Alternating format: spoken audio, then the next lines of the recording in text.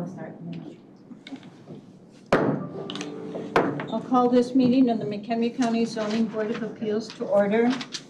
Today's hearing is a continuation of petition Z250068. The first hearing date was October 9, 2025. The second hearing date was November 19, 2025. The third hearing date was December 17, 2025. Today's hearing date, time, and location were announced on the record at the last hearing date of December 17, 2025. Therefore, notice by publication, certified mail, and posting were not required for today's continuation. At the last hearing, we had kept the hearing open for closing comments by Mr. Burney and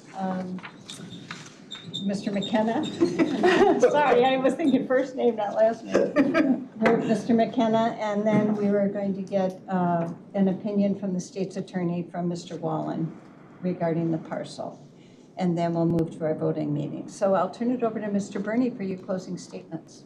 Thank you, Madam President. It's been nice to see all of you these last several... Please speak up. Oh, there's no microphone. It's been nice to see all of you these last several weeks, months.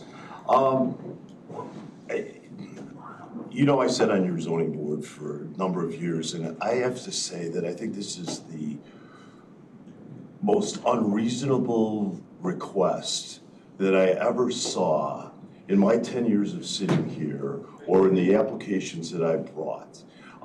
There is no legitimacy to it whatsoever. And we can start with the credibility of the petitioner.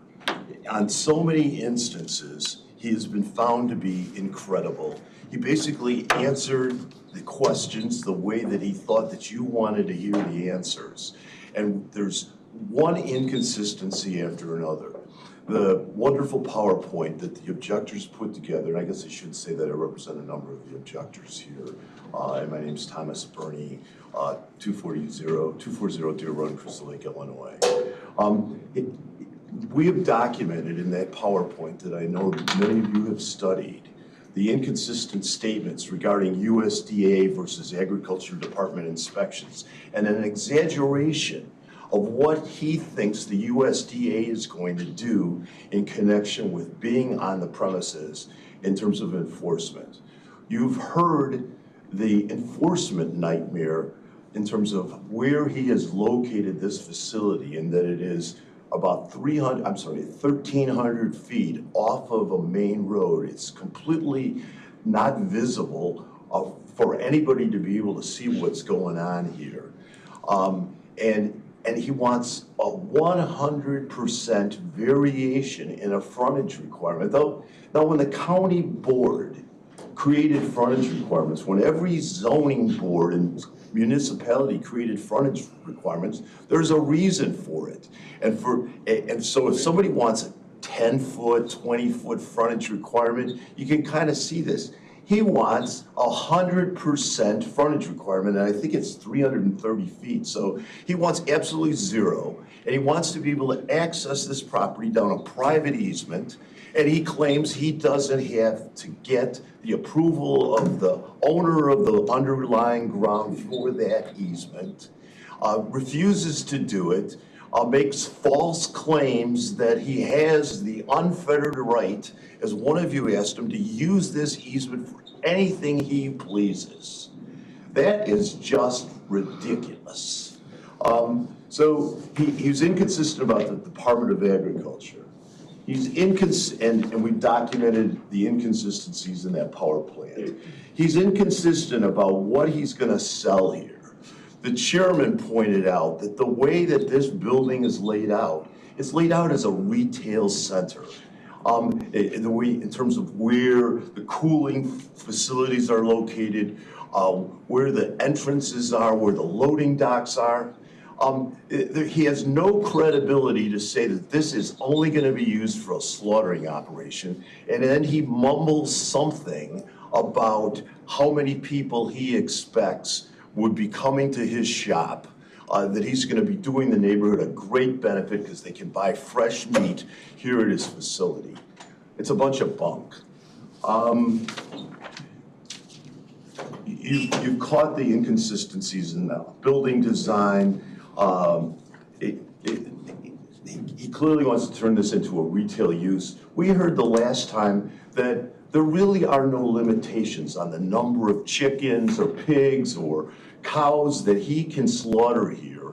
Apparently, if I heard that right, the state's attorney is saying there are limitations in terms of the conditions that you can put on this facility. So it's all, anything goes here in an area that is solidly residential all around it. And I just want to say something. He calls himself a farmer.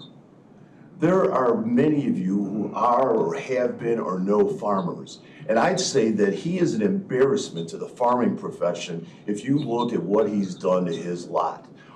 It's right behind you on the diagram. Look at the mess that he's got on this property. And think about the testimony about him spraying at all kinds of times, being totally inconsiderate to his neighbors. This all goes to credibility and the special use, conditional use that he's asking you to award him. His statements are all over the place about the size and scope of the slaughtering operation. We heard so many different numbers about the chickens and pigs, about the days that he's going to be slaughtering, how much he's going to do. And all of this is again documented in the PowerPoint that my clients have prepared. We have some issues about whether how the staff has defined a parcel and whether you can gerrymander a little postage stamp out of something. We don't want to pursue that issue here because all it's going to mean is that he's going to start all over again. We would like you to decide this on the merits, whether or not there's a consensus about whether this is a parcel or not. And that might be a case for another slaughtering provision or a slaughtering house. But we thought he'd get the message when this zoning board ended the last hearing because he didn't follow the proper rules and regulations in terms of notice. But here he is, he came back again. And when he came back, the gentleman did not testify. His attorney testified. He has not met the exacting standards that this county requires that the petitioner, under oath, testify to satisfying the standards. I don't think in a case of this complexity that we can just let his attorney testify to these kinds of things and that he could somehow be held to have met the standards. And no, he doesn't meet the standards.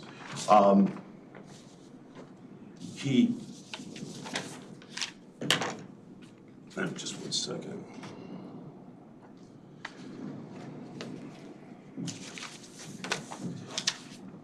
In terms of the standards for special conditional use, the use shall be situated that it's compatible with existing or planned future use of the area. The future use of this area is for estate residential. It's surrounded by estate residential. The trend in development is for estate residential. Coming in as an agricultural use because the county has identify this as a conditional use. There's a provision in the county zoning ordinance that said just because we put something in as a conditional use does not give that use any special kind of treatment. We're going to decide it independently. And you've heard the aspects of this conditional use, the intensity of this use, the vehicles that are going to be using this facility on a narrow road past a cemetery, past somebody's house, a narrow one-lane road, accessing a 55-mile-an-hour roadway in the county with lack of visibility in any direction. Next, will not be detrimental to or endanger the public health, safety, and welfare. Your standards, there's certain redundancies to them, but the traffic standard just jumps out. He didn't do a traffic study. He's not a traffic engineer. the idea that we can put off to another day the determination of the traffic impact of this development is right then and there a loser. This application should be denied on that basis alone if there weren't a whole series of additional reasons. And we can't help but observe that he put in a U-pick or pick-U, I get them all mixed up, the chairman's kind enough to correct me when I'm wrong. And he changed the use on this road and he never went to the county to get a permit. And I hope that people in the county are paying attention and I hope that they enforce this requirement. And the gentleman says that he'll tell us that he didn't know about the requirement, but we're all held to constructive knowledge about what the requirements are. Your standard about not diminishing or impairing property value, our PowerPoint and one of our witnesses testified to this. This gentleman didn't. He's not an appraiser. He's not a real estate broker. It's all, it's just his opinion about traffic, health, safety, property values. There is nothing of substance that supports this application or the exacting standards that you have for a variation or for a conditional use. I could go on. I have great respect for all of you. You have done these deliberations. I look forward to hearing them. I just want to remind you that if there are not 5 votes for both of these variations, it's going to force an extraordinary vote of the county board. And I would ask you that based on the evidence that you have heard, I would ask that all of you vote against this application for failing to utterly meet any of the standards that are set forth herein. I also want to comment as I close that the city of or Village of Wonder Lake has filed an objection to these applications. The township has filed objections to this conditional use and the 2 variations. And Ms. Kurtzman has said that the timing in terms of filing with the county was a little off until after the hearing is closed, and that would be, in her opinion, a valid objection once the hearing is closed. And I know the chairman will close this hearing after hearing closing arguments today. So for all of these reasons, I implore you to all vote against this and send this gentleman a message that we want him to follow the law, and we are not going to award him any additional rights or privileges on this property. So thank you. Mr. McKinnon, before you give your closing statement, can we hear from Adam? Certainly. Okay. Adam, can you? Hi. Adam Wallen from the Department of Planning and Development. We asked for an opinion from the state's attorney regarding parcel. Can you just tell us your findings? Sure. So we've had a discussion, but not a... Not enough that you hear. Sorry. So we've had a discussion with the state's attorney, but they did not provide a written statement for that. But their statements were of support that the parcel definition provided in the UDO would be the one that this panel would be obligated to interpret and to utilize for these applications. Okay. Anyone have any questions of Adam regarding that? No, this is still testimony from the previous swearing in, right? Yes, Adam was sworn in at the previous hearing. Yes. Yeah, I just want to clarify that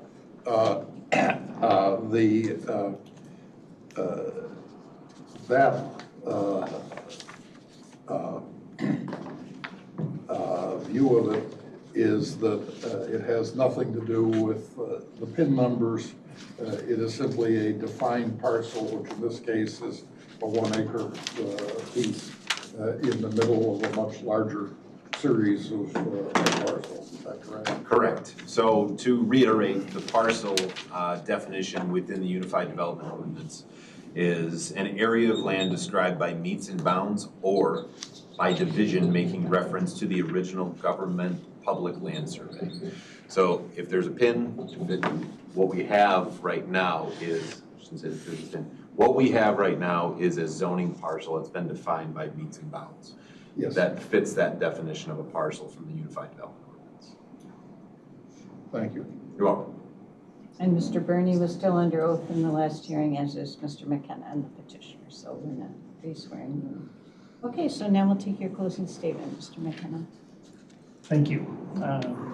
Throughout this procedure, there's been a great number of questions directed at the petitioner and the staff to the effect of, well, what happens if he doesn't follow the rules? We're concerned because we can't see what's going on out there. At the earlier hearing, Mr. Burney even asked if we'd be willing to consent to install CCTV cameras so that our operations could be monitored. At no time did anybody stand up and say, hey, we can see you, we're gonna see what you're doing, we're gonna see if you break the rules, we'll know if you don't follow. That's precisely our point. The surrounding property owners won't see what's going on. They'll not know when the processing is being performed. They'll not know when the holding tank is being pumped out, or when the offal is being hauled away, or when the finished product is being taken off site. That's why the petitioner seeks to locate this facility in this location. It's hidden away from the neighbors. Not only is it almost twice as far away as the required minimum to the neighboring properties, it's separated from the neighbors by orchards. The neighbors are worried that the distance and the orchards and the existing buildings won't allow them to be able to monitor the petitioner's activities on the property. But it's precisely the orchards and the buildings and the distance that will allow the neighbors to continue to utilize their property in the same manner that they've been utilizing it without any additional interference, because they'll never know that the processing facility is even there. At the end of the day, farming and utilizing property for agricultural purposes is a business. In order for the business to be successful, it must be profitable. That seemed to be a crime during this hearing. Once an agricultural business is no longer profitable, though, there's no reason to continue as an agricultural business.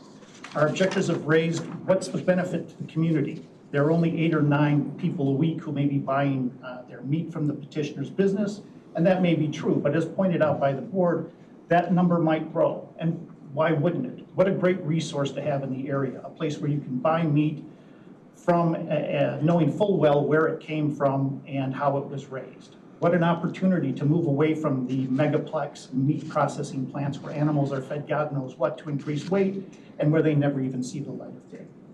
Even if it's only 8 or 9 people a week buying the meat from the petitioner, the real benefit to the community is in keeping this agricultural property profitable so that it can remain an agricultural property. This board and the county board have recognized the importance of keeping agricultural properties profitable by permitting things like you-pick apples and strawberries, as well as agritourism activities. There's been a constant desire demonstrated by the county to keep agricultural properties agricultural. At a certain point, if a farmer is not able to utilize his or her property, there's no incentive to keep it agricultural. The next logical step then is more farmland gobbled up by subdivisions, more traffic, more sprawl, less of the reasons we choose to live in McHenry County. Now, this is not Sergey building a huge facility and putting an open for business sign out. This is not farmers from all over bringing their animals to the farm to be processed. We've proposed a fairly small operation limited to the processing of animals raised by the petitioner on the petitioner's farms here in McHenry County. The number of animals that he can process is limited largely by the small size of the building itself.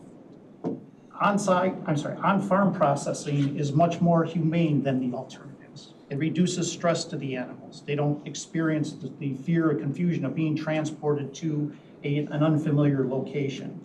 The animal remains in its familiar surroundings. It's handled by farmers that they're used to being handled by.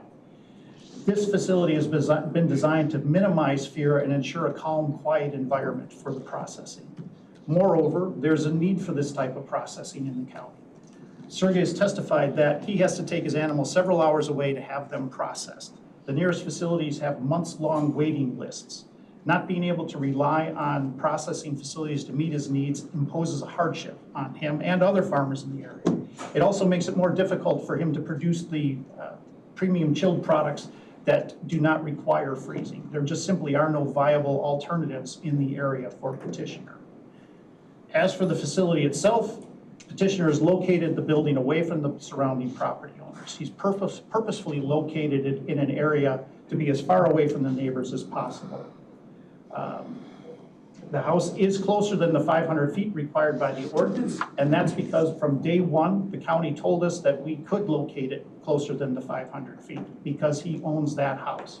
Just like the county told the Alagius that they could have their facility closer than 500 feet to their house. It was only after the Alagiu petition was finally approved by the county and 9.5 months after we filed our petition, after 2 ZBA hearings, that the county determined that the 500-foot rule did apply. In our case, the county said no from the outset, you can't put your house closer, or this facility closer than 500 feet from that house. He's got 108 acres. He could have moved it any place. But had he moved it someplace else, it would be closer to one neighbor or the other. In any event, to make him go back now, redraw all the plans that have already been submitted would be unconscionable.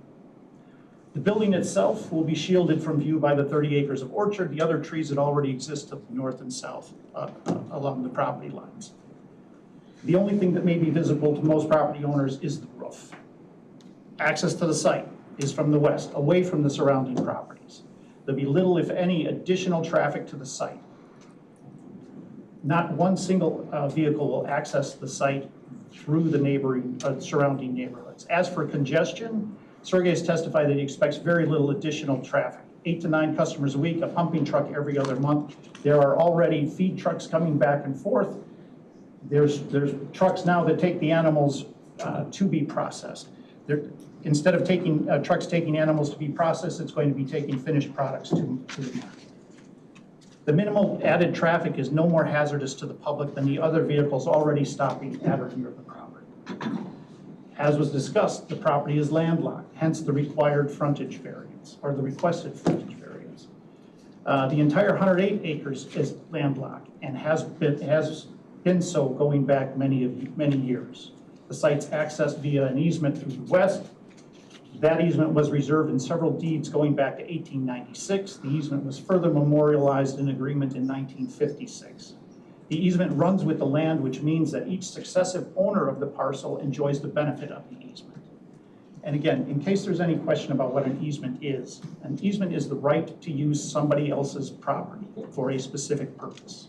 At no time did we say that we could use the easement for anything we wanted to. In this case, the easement is for the specific purpose of accessing the 108 acres owned by Sergey to and from Greenwood Road. And while Sergey does not own that property on which the easement is located, his right to use that property is no less than that of the property owners. In fact, this isn't the neighboring property doing Sergey a solid and saying, hey, you can drive your trucks up and down. This is a property right that Sergey owns and is entitled to. In fact, you could argue that his right to use the easement area is greater than that of the property owner because the property owner is restricted from using that portion of the property that could in any way prohibit access. The easement itself is 2.5 rods wide. A rod is 16.5 feet, so the easement is 33 feet wide. The subdivision standards in the UDO require that the paved area of local streets be not less than 22 feet wide. Two-way driveways in the R3 district are required to be 24 feet wide. So the easement is plenty wide enough to accommodate the minimal additional traffic to and from the property. Even if the county, as part of its traffic study and as part of its permitting process, requires that the existing driveway be widened, there's plenty of room to widen that drive. Petitioner already raises chickens and pigs on the surrounding farm. The property owners won't experience any practical difference in the use of the property by their neighbor. Celine Taylor testified that Sergey is and has been working with the county building department and health department in connection with the design of the building. He's shown that the building can comply with the county requirements for the facility, that attic septic system and disposal systems will be in place. More importantly, he's planned the facility with the necessary holding tank for the removal of animal waste. Concerns about on-site disposal of animal waste are unfounded. As Ms. Taylor testified, the county would not approve a plan that called for on-site disposal of animal waste, and that's not what's contemplated here. The facility will be neat, clean, and operations will at all times comply with laws. It's this government oversight and requirement that addresses the objector's other concerns about odor and environmental and health risks. This is simply a question of perception versus reality. The reality is that these facilities must operate to government standards to safeguard the public. Sergey has been and will continue to work with the county and applicable state and federal agencies to comply with the standards.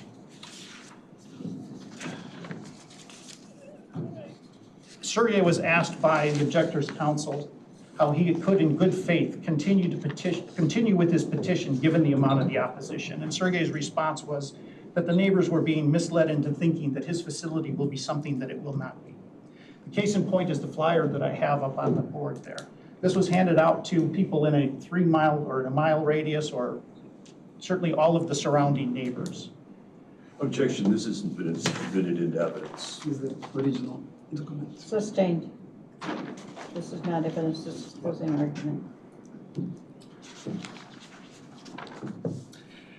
The point being that the public has been misinformed as to the uses that are going to be undertaken at the property, being misled to think that this is going to be a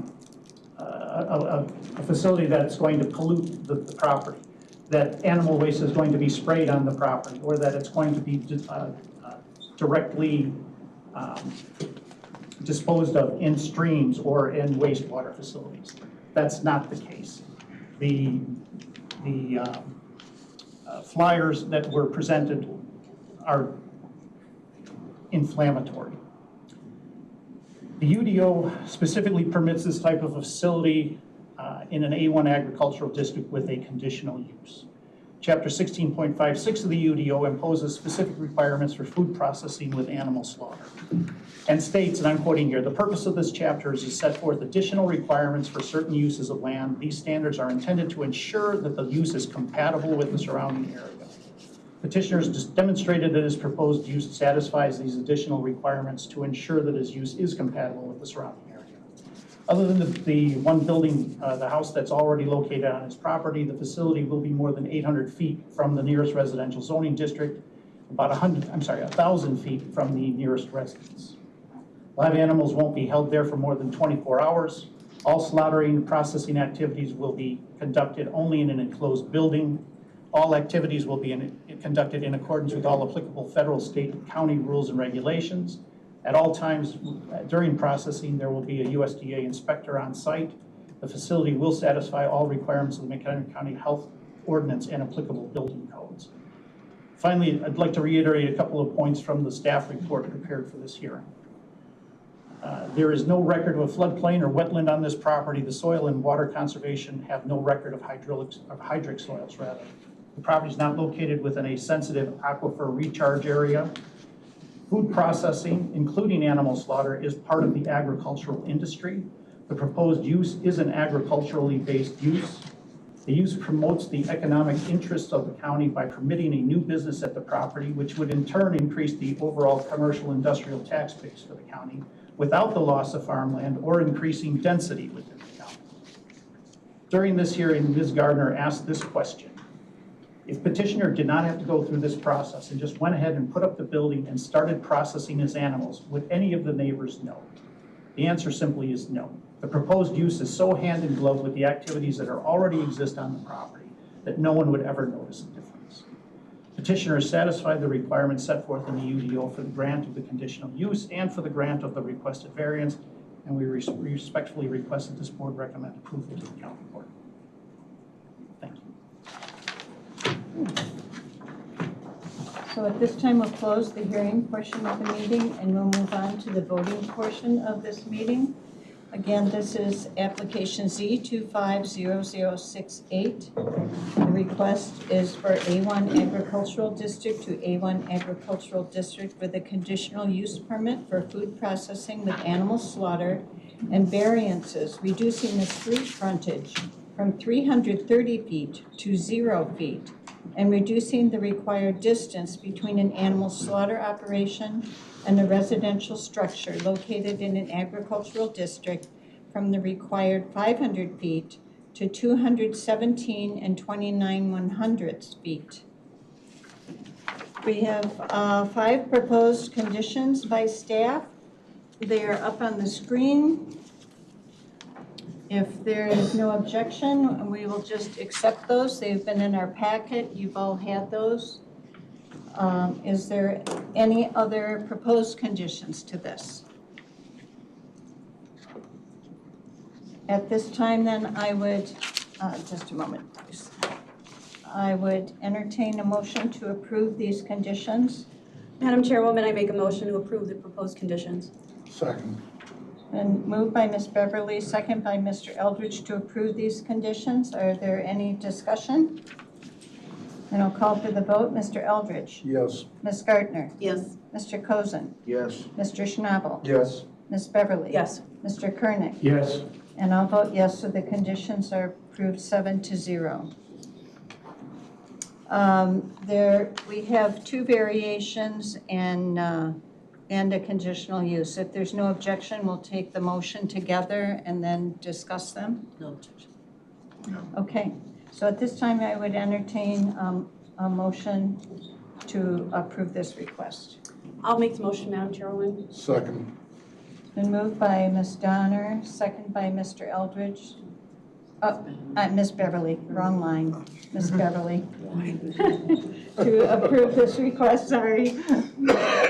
Discussion, Ms. Beverly. Yes, I'd like to address the variation request first. I'm going to address the frontage variation request this time in moving forward. So the variation request is to reduce frontage from 330 feet to 0 feet in order to construct the proposed animal processing facility. In order to approve this request, the board must find that the petitioner has satisfied each of the criteria for a variance under 1620-020F of the McHenry County UDO. This variation request cannot be granted unless this board finds that the petitioner satisfies each of the standards enumerated in the UDO. And because we've devoted significant time as a board to hearing testimony from the petitioner, expert witnesses, conscious objectors, and the public, I would encourage my fellow board members to set forth their findings regarding each standard as it relates to the frontage variance first. I have 18 years experience as an attorney with a focus in legal writing and legislative drafting. So I have written down my findings to be sure that I'm thorough and clear, and words matter, so I've gone through each of the standards and the wording included therein. Please forgive me, this will be lengthy. The first standard is that the particular surrounding shape or topographical condition of the specific property involved would result in particular hardship upon the owner as distinguished from a mere inconvenience if the strict letter of the law was carried out. As regards to the frontage, the hardship invited upon the owner if we did not approve this variation for frontage is that he would not be eligible for a conditional use permit to operate an animal processing facility. It would not change the nature of the current operation or impose any financial hardship on the way that he currently runs his farm. I understand there has been substantial time and money invested in the conditional use permitting process, and that as a landowner, he is always entitled to request relief from the requirements of the UDO. But I do not find that there is any significant hardship imposed on the petitioner in requiring frontage to operate an animal processing facility. Therefore, I don't find that he meets this standard for the variance. The second condition is that the conditions upon which the application for a variation are based on are unique to the property for which the variation is sought and not generally applicable to other property within the same zoning district. As has been stated multiple times, this property is landlocked and it is a unique property. I find that this petitioner does meet this standard as it relates to the frontage variance. The purpose of the variation is not based exclusively upon a desire to increase the monetary gain of the property. As it relates to the frontage variance, the site is currently home to a heated greenhouse and storage. The property is zoned A1 and the petitioner is permitted by right to farm his land and to expand his animal husbandry operations as he sees fit. The variation request to reduce the frontage requirements to 0 is exclusively based upon the desire to increase the monetary gain of the property and business by adding a processing facility consistent with the testimony and the closing statement. Therefore, I do not find that the petitioner meets this standard for a variation request. As it relates to that the alleged difficult or hardship is caused by the ordinance and has not been created by any person presently having an interest in the property, I find that the petitioner satisfies this standard because the property is landlocked. That the granting of the variation will not be detrimental to the public welfare or injurious to other property or improvements in the neighborhood in which the property is located. In this case, this standard requires us to consider improvements in the neighborhood in which the property is located. The definition of a neighborhood, according to a planner's dictionary by Michael Davidson and Faye Dolnick, is an area of a community with characteristics that distinguish it from other community areas and that may include schools, social clubs, or boundaries defined by physical barriers such as highways, railroads, or natural features such as rivers based on criteria set forth in the Iowa State University Extension Service. Definition goes on to state that a neighborhood can also be defined as a sub-area of the city in which the residents share a common identity focused around a school, park, community, business center, or other feature. That said, in this case, I find that the neighborhood of the proposed site is in and as itself an agricultural neighborhood defined by the surrounding land use owned and operated by the petitioner, and that those land uses to the east of the property are also included in the agricultural activities bordered by the orchard, which would be the defining barrier to the next neighborhood. The neighboring subdivision has different characteristics, including homes, schools, and boundaries defined by physical barriers of their property lines, fencing, and the orchard as mentioned. Therefore, I find that the variation of 0% frontage would be detrimental to the welfare of the agricultural surrounding neighborhood. This site is currently a greenhouse with a heater and some storage. Constructing an animal processing facility with utilities, water, septic, HVAC, cooling equipment, storage tanks substantially changes what exists on the property and increases the risk of fire to surrounding property. The purpose of road frontage is to ensure adequate egress and ingress for workers, equipment, emergency services, and emergency response vehicles. I do not find that the petitioner satisfies this standard. Number 6, that the proposed variation will not impair an adequate supply of light and air to adjacent property or substantially increase the congestion in the public streets or increase the risk of fire, danger to public safety, or substantially diminish or impair property values within the adjacent neighborhood. In this case, I don't find that there is any impairment to the adequate supply of light and air to the adjacent property. The petitioner owns the adjacent property. It's his. Substantially increased congestion on the public streets. Testimony has been very mixed and muddied on whether the operation of an animal processing facility will substantially increase congestion on the public street. I understand that his traffic study has not been required in the case of other conditional use permit applications, and that a study is done as part of the building permitting stage. However, given the hours of the testimony from the public, adjacent landowners, and the testimony from McDodd that nearly all of these questions cannot be decided without a traffic study, and since it has not been completed, I find that the petitioner has not established this variation request because I have no data upon which to base my decision. As it relates to the danger of fire and public safety, as previously stated, this site does not presently have a building with the equipment identified within it. I find that the risk of fire and endangerment to public safety is substantially increased by placing a processing facility upon this property with zero frontage. The site is completely landlocked and a substantial distance from the main road.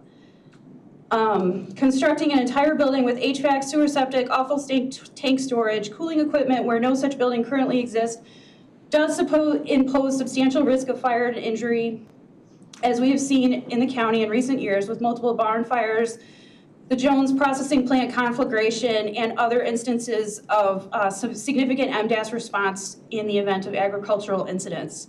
Therefore, I do not find that the petitioner has established that this variation request does not increase the danger of fire.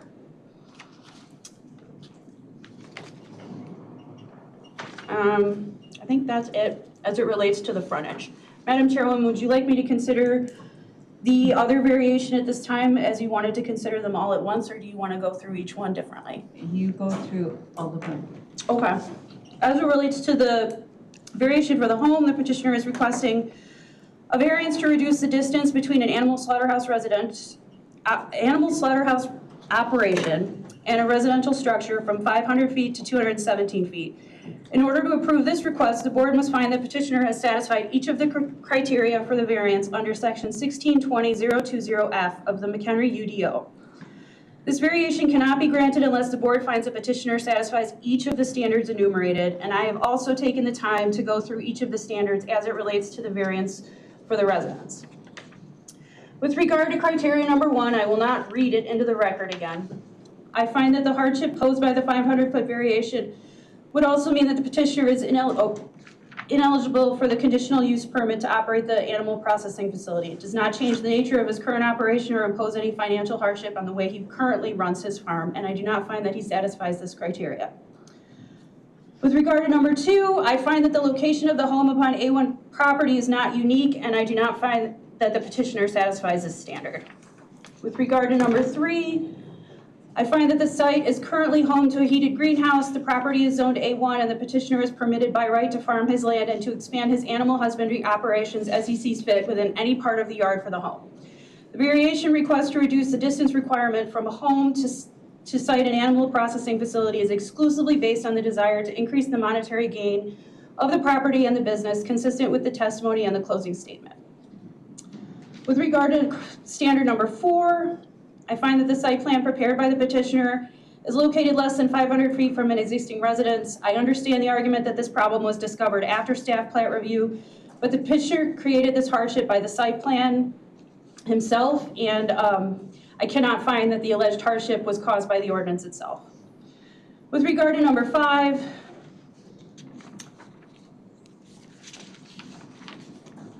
I find that the variation request imposes significant risk to the residential structure in the event of a fire or emergency response, and I do not find that the petitioner satisfies this standard for a variation request.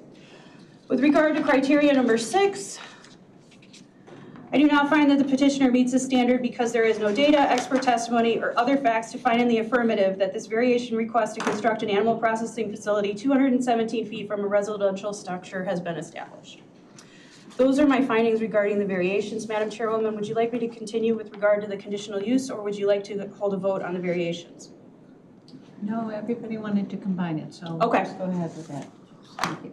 Similarly, as we consider the conditional use permit, we must look to each of the standards. Section 1620.040E, this board must find that the petitioner satisfies each of the standards enumerated therein to grant this request.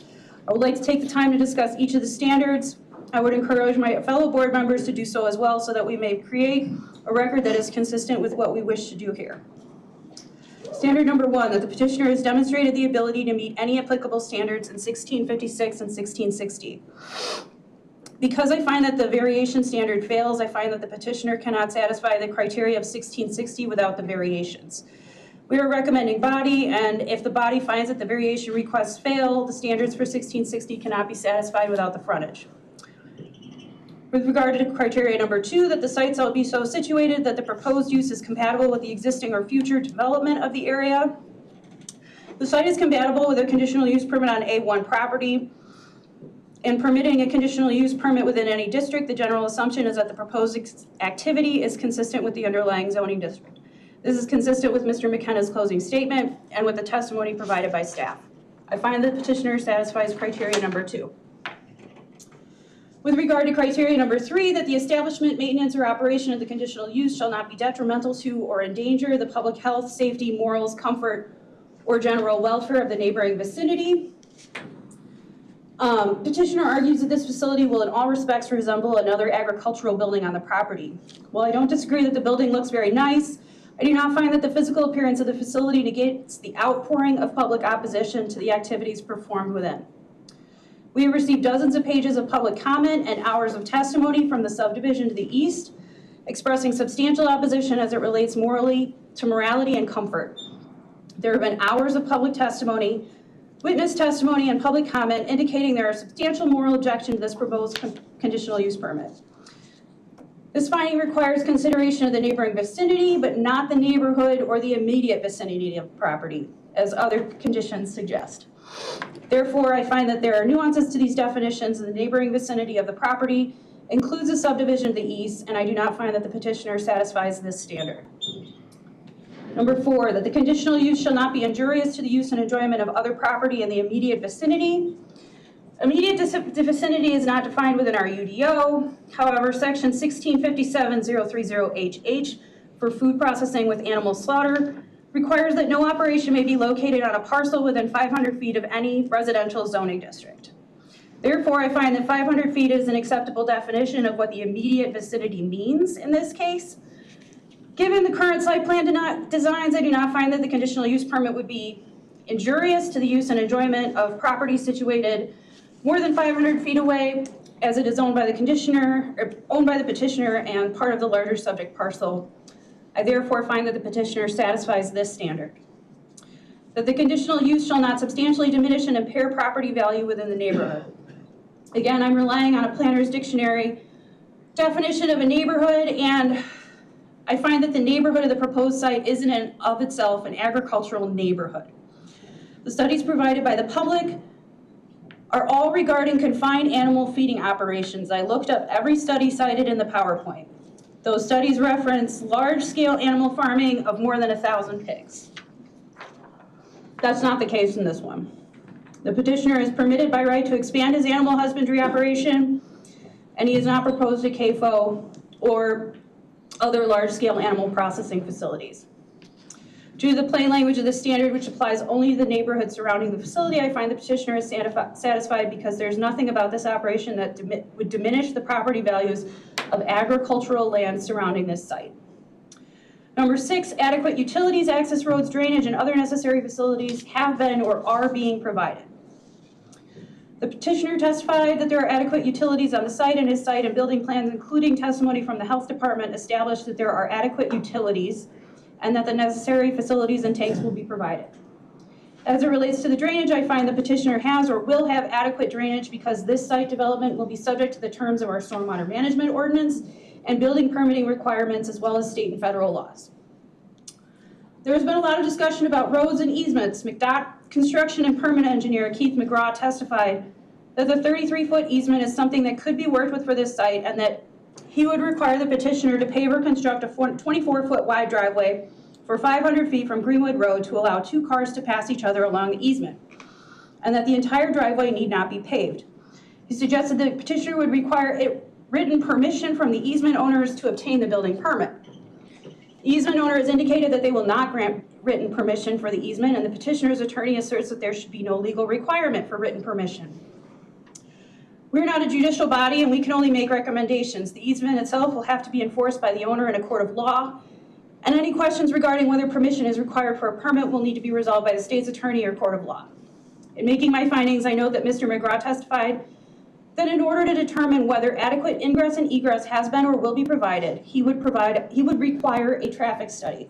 He testified that this is the first case of a landlocked property request access of this type in his experience with the county, and that when he had encountered it at another agency, permission was required from the adjoining landowner.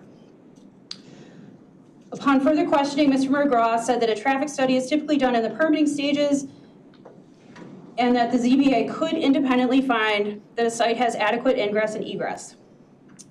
This case has been pending in various iterations since May 2025. We've taken hours of testimony regarding the easement access, including numerous extrapolations in various capacities from both the petitioner, the public, and McDOT regarding what the increased traffic will look like on the site, potential hazards, and complicating factors that are unknowable without a traffic study. There's no data for me to review, and the testimony from McDOT was clarified and contradicted throughout the 2025 hearing. Because this site is unique in its landlocked nature, and given the fact that there is no definitive answer as to whether there is adequate ingress and egress, as it relates to staff testimony and data provided by the petitioner, I do not find that this standard is satisfied. That adequate measures have been, number 7, that adequate measures have been taken or will be taken to provide adequate egress and ingress to minimize traffic conditions. As I just stated, I do not find the petitioner has satisfied this standard. There are too many variables in play. With the unique nature of this property, I cannot extrapolate those findings without data. Number 8, that the conditional use shall in all other respects conform to the applicable regulations of the zoning district in which it is located. Because I find that the variation request failed for approval, I do not find that the conditional use permit application conforms to the regulations of the zoning district in which it is located. Therefore, I recommend denying this petition and variance as combined. Thank you. Mr. Eldridge. Yes, I respectfully disagree with my colleague. I shan't go into nearly as much detail as she has, but I think she has looked at it too much as a lawyer and not adequately as a land planner. My view of zoning is that I believe in private property. I believe that a person who owns land should be allowed to do with his land what he wishes, subject to not imposing unreasonable burdens on either the public generally or other landowners. and that our job is to look at this as a practical matter and leave the lawyering out of it. There are a number of questions here, including Mr. Bernie's argument that the easement does not go to, would not permit this use, and that he would have to get the permission of the owner of the servient land. While I'm inclined to disagree with him in terms of my 60 years in the real estate industry, I am not a lawyer, but I also don't think it's a zoning issue. I think that that is something that if it needs to be decided for this to go forward, would be decided by a lawsuit in a competent, in a court of competent jurisdiction. As a practical matter,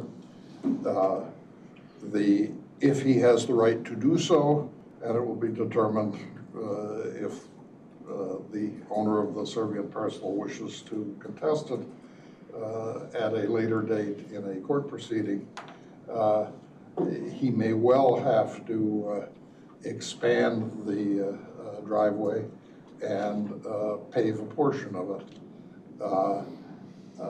I think that the gentleman from McDOT was talking well outside his own competence when he said he thought that he would require the permission from the owner of the servient parcel, that what in fact McDOT will do is consult the state's attorney, and I think the state's attorney, as I said, is unlikely to take Mr. Bernie's position. I believe that the parcel, the easement is sufficient to get in and out. Frankly, in my view, the concern about access to the parcel is a made-up issue. There are going to be half a dozen cars, probably 1 or 2 additional vehicles a day is what we're talking about going in and out of this parcel. Now, I am expecting that Mr. Bezelik was a bit cute in his estimate of how much production would take place, and that he was lowballing it, and that over an extended period of time, he is hoping to have to operate every day and hopefully a couple of shifts every day. But that's for the future. But the number of, and he may well intend in the future with an additional conditional use to have a retail store in the facility. But that's a completely different proceeding and is far away from now. Certainly he is intending and expecting that his business will expand. But for right now, the access is entirely adequate to get in and out of his parcel, given the additional traffic. If there was a part of what he's doing that is an issue with traffic, that part is what he is already doing, which is the UPIC, because that has far more people than are going to be associated, or vehicles that are going to be associated with the access to the parcel and getting in and off the roadway. And in any case, that isn't what we here at the zoning board are here for. If McDOT has a concern about access, it can deny his ability to use the parcel as a commercial entrance, and that would end his proposal. I don't think that's likely to happen. And the gentleman from McDOT didn't either, and said if it did, they'd have to find a way for him to get in, and suggested that going through the roads through the subdivision might be, from McDOT's perspective, a viable alternative, which I think for everyone here would be a much less attractive alternative than what Mr. Bezelik has suggested. Which gets us to the issue of, is there a concern on the county's part needing frontage? Given that there is none here. And since the county has no regulations about how far back something may be or may not be off the parcel, I think that's simply a desire for new parcels to have substantial visibility. I think that the issue is access, and I find that he has more than sufficient access. Now, as to the variation with regard to the 500 feet, Mr. Bezelik owns the only house within 500 feet, or even close to 500 feet. He has a tenant in it. The tenant, if he is concerned about being close to a slaughterhouse, has the easy option with no financial constraint to move. Mr. Bezelik himself, if he finds he can't rent it because it's so close to a slaughterhouse, can simply demolish the house. No one except Mr. Bezelik has any financial interest in that house or any risk associated with the fact that the house is close to his proposed slaughtering operation. I would like to note that I have known for years, and every farmer that I have talked to in the last 15 or 20 years who has animals in McHenry County has complained about the lack of nearby places to process their animals. I know that 50, 60 years ago, there were probably 15 or 20 processing facilities in McHenry County, and now there are none. The Oligue is, excuse me, there's one in Marengo, and the Oligue, which is going forward in Heartland. So we'll have two. This gentleman will make it three. I have my whole life, and I'm well over 80 years old, bought locally produced and processed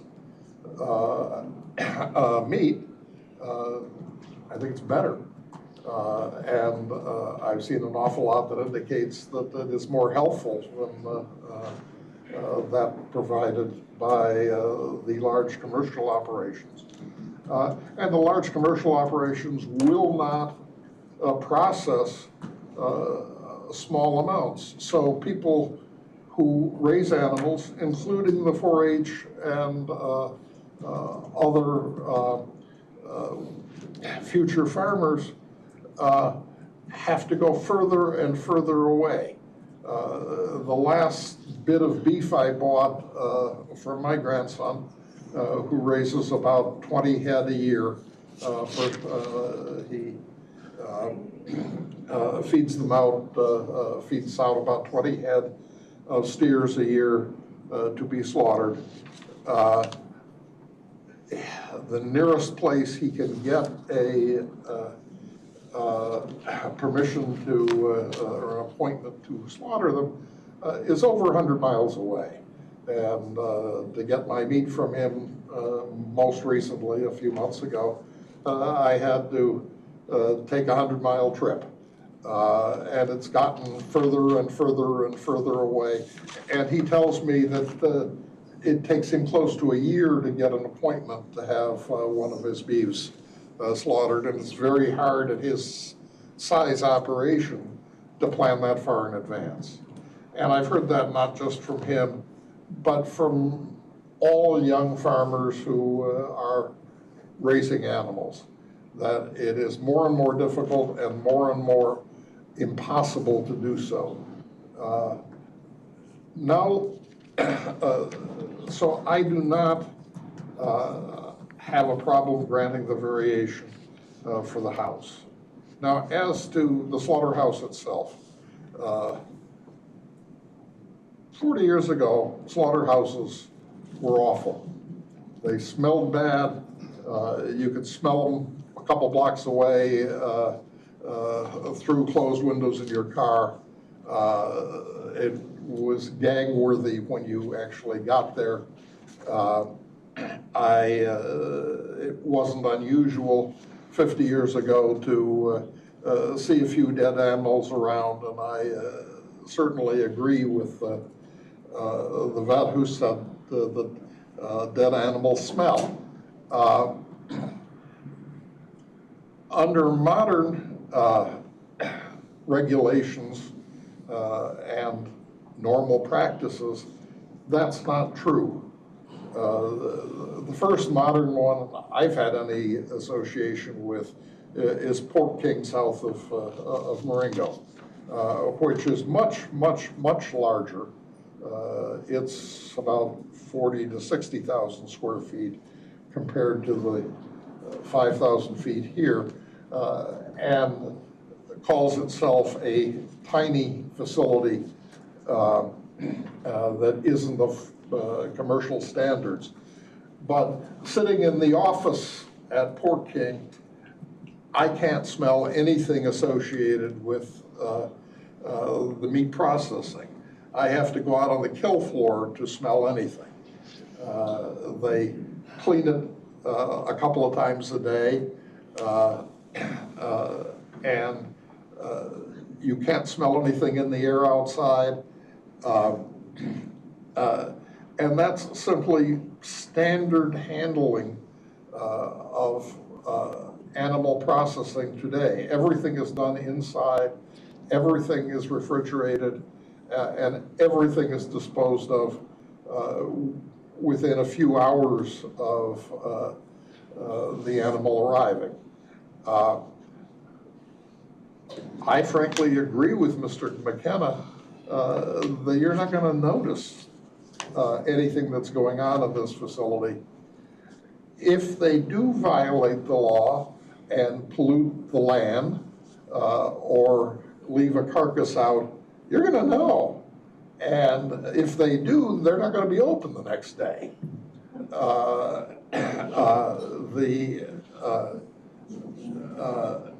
I simply don't, as I've said, I think that the 50 chickens a week is a little silly on the low side. I might add, when I was 10 years old, I processed 50 chickens or more myself in a week. And I was not anywhere close to unique in this county at that time. That's not much. And in those days, I had to run and catch them too, because they were pretty loose in the yard in a typical farm out here in that era. Even with considerably more intense usage than he's proposing, even fully used, this is a tiny facility. And as a tiny facility proposed to do something that I believe is in the public interest, I know it is needed. I know that it is wanted by people who seek to buy locally produced meat. And for the reasons that I have stated, I am going to support the petition. Ms. Gardner. Well, I'm right down the middle here.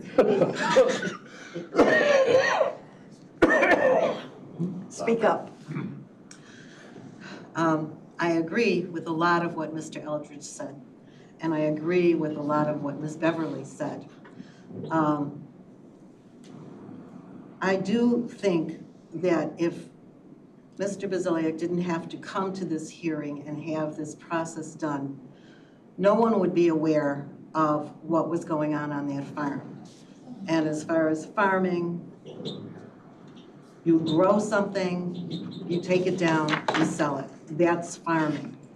That has to do with animals, it has to do with plants. Whatever you're growing, you're going to try to make a profit with. I can't fault the man for that. That is an absolute natural way to make a living. And in this county, it is the way we like to make livings here in this county, with farming.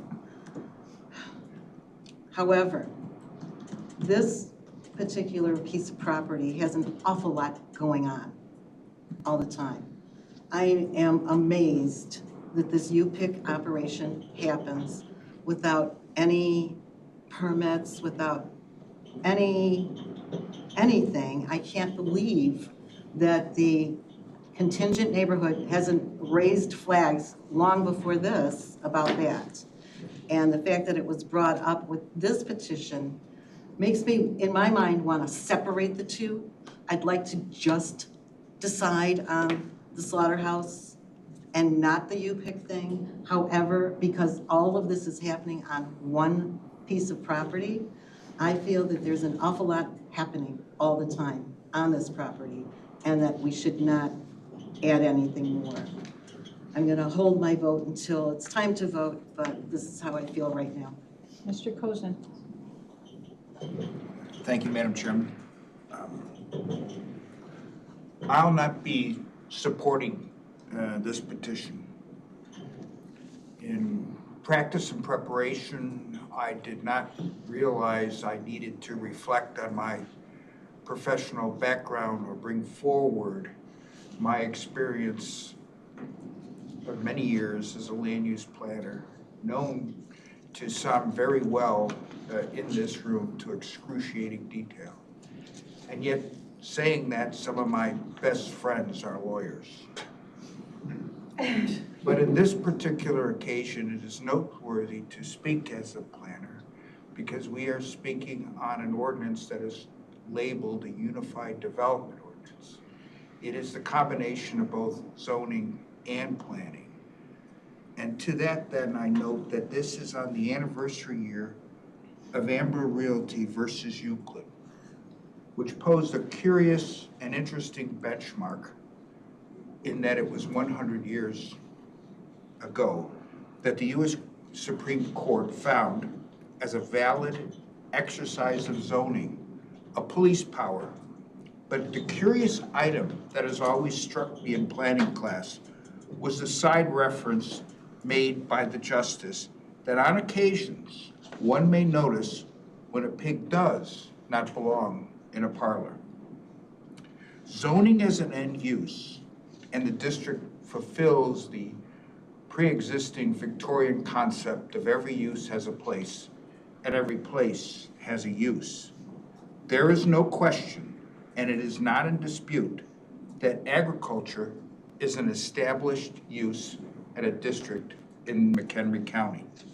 And within that district is established food processing with animal slaughter. But it is with conditions. And it is a proof of those conditions that have occupied 4 meetings of the Zoning Board of Appeals. What would seem to be the most minimal of lists in the UDO ordinance and relatively easy to obtain, utilizing the guidelines found in section 1620.040E, the testimony presented and the evidence were reviewed that there is no question There is a public need for animal slaughter and food processing in this day and age, especially within this county. But then again, that was not in dispute. Among the conditions, there exists specifically 3, 4, 5, and 6 that still remain unanswered by the applicant. Item 3 is the most often examined as principles, but not brought forth as facts. The applicant brought forth no experts, no reports, no persons presenting on their behalf within the industry that is before us. Further, the only 2 experts that came before the Zoning Board of Appeals were public employees of the county. One of the Health Department and the other, the Permitting Department of Transportation. Neither had factual information relative to the operation or even existing conditions. Yet is the public published record that over 3,700 cars a day pass the easement entrance to the property. All of which begs the question, as is there adequate utilities, access road, and other necessary facilities. The access road is one that I understand the ZBA has not been given the authority to adjudicate, but it does cast a substantial cloud that would ordinarily be readily resolved in any other arena. All we have before us, as submitted by the applicant, is an agreement from the late 1880s of access, agreed upon again in the 1930s as access, and affirmed in the 1950s as a right-of-way, but without purpose or intensity. The applicant would have us believe that this agreement of the word access contemplates a permissibility of any of the permitted uses within the zoning code of an A1 district without limitation to the grantor. An animal care shelter, a cannabis cultivation center, a conservation area, a daycare home, an educational facility, a farm stand, a game preserve, government facilities, and then a whole host of conditional usage, which brings us to the petition today and what is something that we can only address and should do so. And how is to be determined, and what adequate measures should be in place to minimize the traffic, and yet that is still undetermined in range, and undetermined the necessary processes to protect groundwater recharge and groundwater quality. No comparable or competent person familiar with the applicant's business stepped forward. No employees stepped forward. No other jurisdiction familiar with the applicant stepped forward to provide testimony on the proficiency and the competence of the business proposal. And in all this, the applicant responded by saying, "I am just a farmer." Whether that was meant as a defense, an excuse, or a self-deprecating statement, it rings hollow in this county. It was farmers who established this county more than 185 years ago, who contribute their goods, their livelihoods in creating this nation's greatest farm-to-market system with quality that is still known today, such as the dairy industry, the meat industry. The contributions of these farmers did not just begin and end in the field or the barns of McHenry County. They stepped forward to serve this country from the Civil War onward, from each generation to the ultimate protection of what we pass each day when we enter this building to the monument outside. All more than just farmers. Without experts, without testimony, without illustrations, without prior performance, and in view of the foregoing, I will not support this petition and the variance that hangs on it. Thank you, Madam Chair. Mr. Schnabel. Lots been said so far. I'm not going to be overly verbose. having a strong degree in business management, what concerns me here first is we've repeatedly asked questions on the operation itself and have gotten various different responses over the course of time as to how this operation is going to work. I see a very much almost specific lack of a business plan that can be accurately told to this board, number one. I am of the opinion that of all the testimony that I heard either from the petitioner or on his behalf, my sense is a lot of it lacks veracity. That's the nicest word that I can think of to use.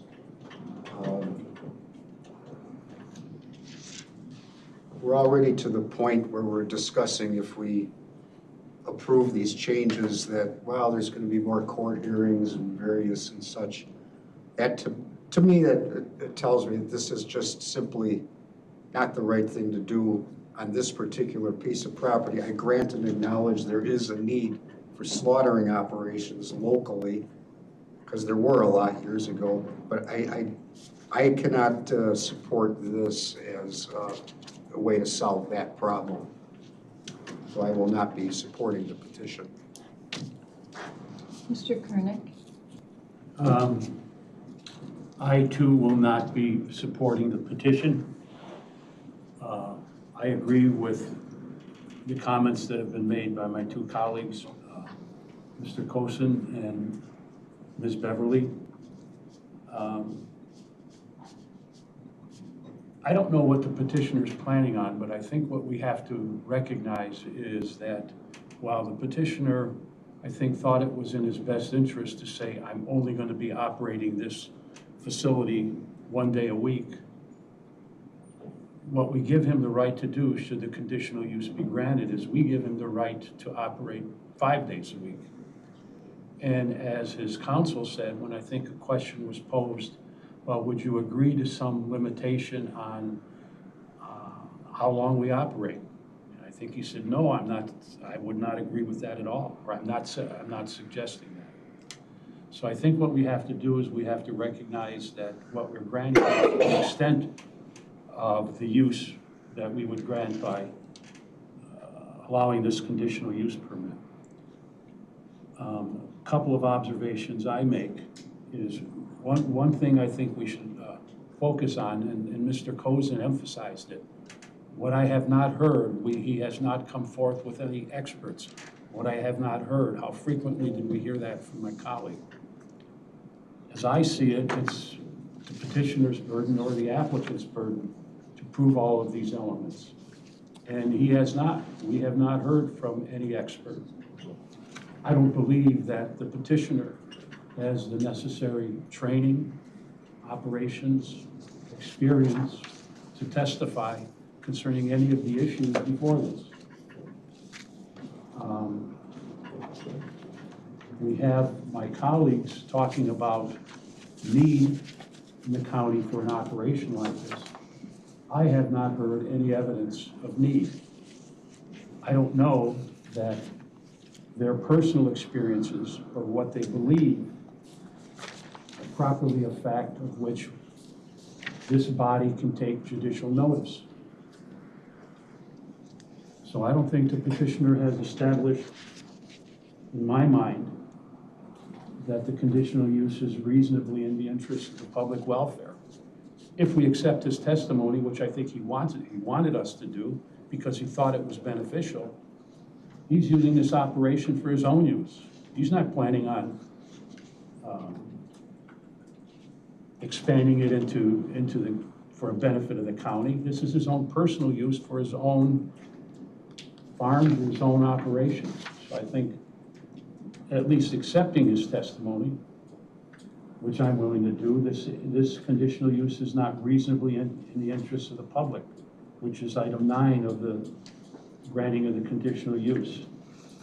I also question whether the site is so situated that the proposed use is compatible with the existing or planned future development in the area.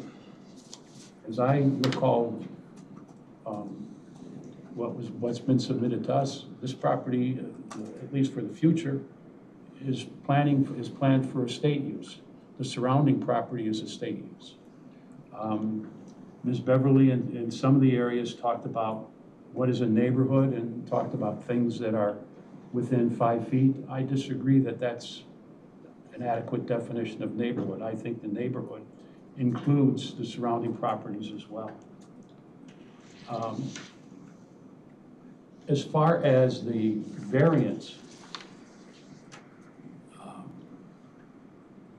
I think the variance for the frontage, the petitioner has not established all of the elements. The issue of hardship addressed as a first element. Whatever hardship he posed, he has been self-inflicted in my view. As I think counsel for the objectors pointed out, the law is that a person takes notice of the law and held to know what the law is. When he bought this property, he was aware of the restrictions that he could use his property for. As to item 3, the purpose of variation is not based exclusively upon a desire to increase the monetary gain realized from the property. I think that's why he's here. He wants to make more money. And I think that's exclusively the reason he's here. And again, the fourth element, the difficulty or hardship is caused by the ordinance. It has not been created by any person presently having an interest in the property. Again, he was held to know what the law is and know the limitations when he acquired the property. So those are really my thoughts. The idea of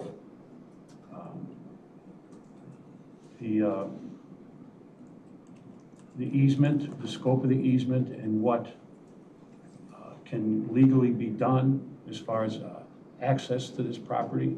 I think that's for, as my colleagues indicated, that's for the courts to determine. I have my own question about traffic. We grant permits, or grant conditional uses subject to other permits being granted by other portions of the county operations. And I think, for example, stormwater permits. How often do people question whether or not property is going to cause additional flooding? And we say that's going to be resolved when they apply for a stormwater permit. I think the same thing here as far as the uses of the property. If the use is going to cause a hazard to traffic, that's going to be determined by McHenry Department of Transportation. So at least as far as that aspect of it, I don't object to that part of it as well. So again, for those reasons and the reasons set forth by my colleagues, I'm not going to be voting in favor of it. I also will not be voting in favor of this, and I agree with the comments of Mr. Kernick, Ms. Beverly, and Mr. Kozin. A couple things I would just like to add. This is a change in use. This is not agriculture. This is food processing.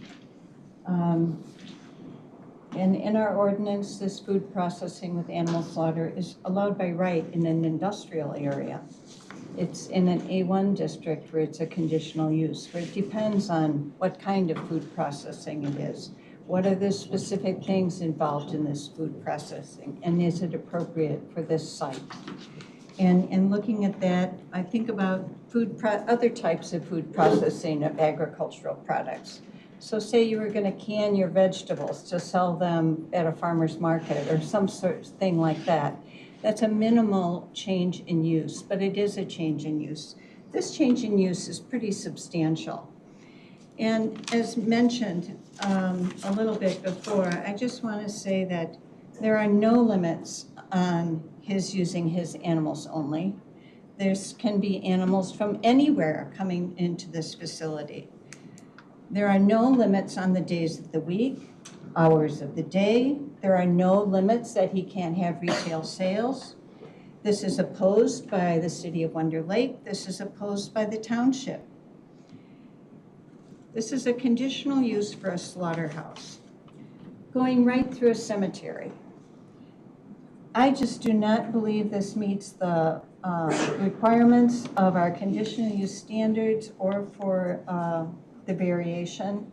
I certainly believe this is strictly for, I don't believe it meets standard number 3 in variations, because this is only for the ability to increase the monetary gain that he wants this variation.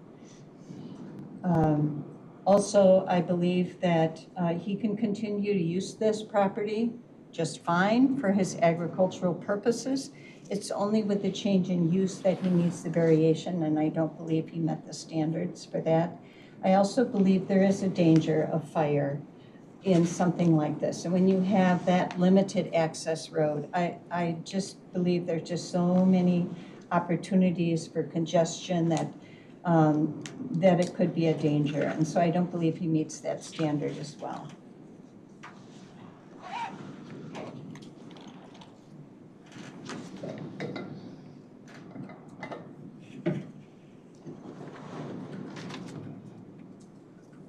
And Mr. McKenna, even in his closing argument, said this business will grow. And McDott said that you must evaluate this for its full potential, not for the limited testimony that the petitioner gave us.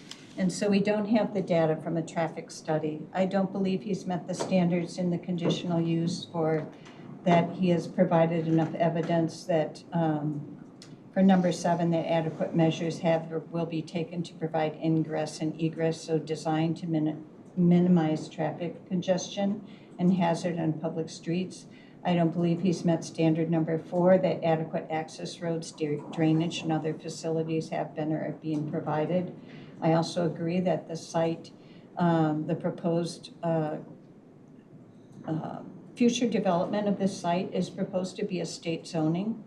And so I don't believe this is compatible with the future plan development to this area. So in closing, I just want to say that I agree with my colleagues in opposing this petition. I don't believe the standards have been met for the conditional use or the variation. So at this time, I will call for the vote. Again, this is a vote currently to approve. So if you don't want to approve it, you are going to vote nay.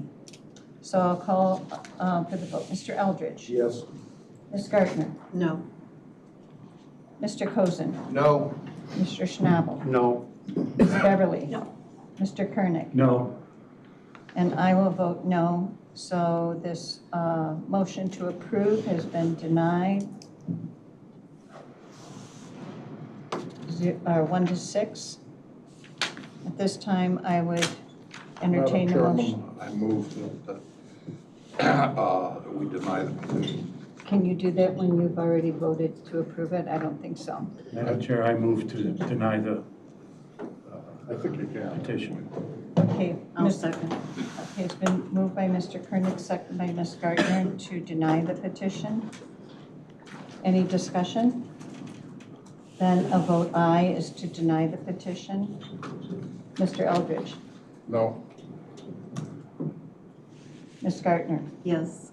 Mr. Cozen? Yes. Mr. Schnabel? Aye. Ms. Beverly? Yes. Mr. Koenig? Yes. And I'll vote yes. So this petition is denied by a vote 6-0.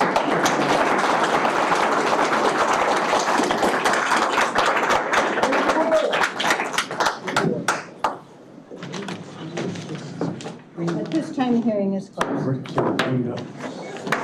See you next time. Yeah.